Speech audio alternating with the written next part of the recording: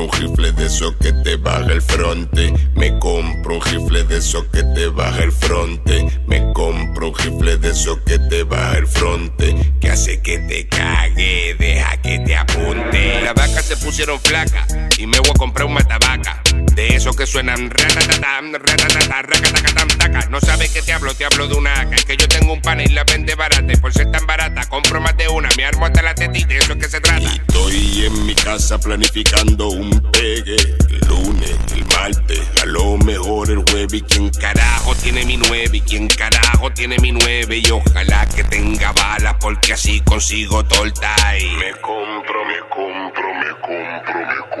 Me compro un rifle de esos que te baja el fronte. Me compro un rifle de esos que te baja el fronte. Me compro un rifle de esos que te baja el fronte. Que hace que te cague, deja que te apunte. Me compro un rifle de esos que te baja el fronte. Me compro un rifle de esos que te baja el fronte. Me compro un rifle de esos que te baja el fronte. Que hace que te cague, deja que te apunte. Deja y te explico cómo es que es el truco. Yo llego, lo saco y se creen que es el cuco. Yo así bien humilde.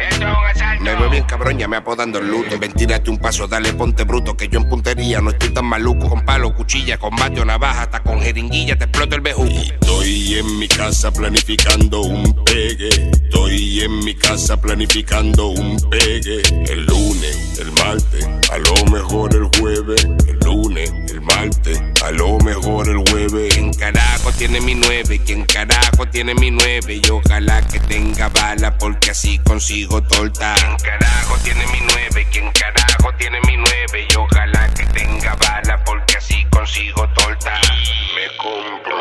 Me compro un rifle de esos que te baja el fronte. Me compro un rifle de esos que te baja el fronte. Me compro un rifle de esos que te baja el fronte. Que hace que te cague, deja que te apunte. Me compro un rifle de esos que te baja el fronte. Me compro un rifle de esos que te baja el fronte. Me compro un rifle de esos que te baja el fronte. Que hace que te cague, deja que te apunte.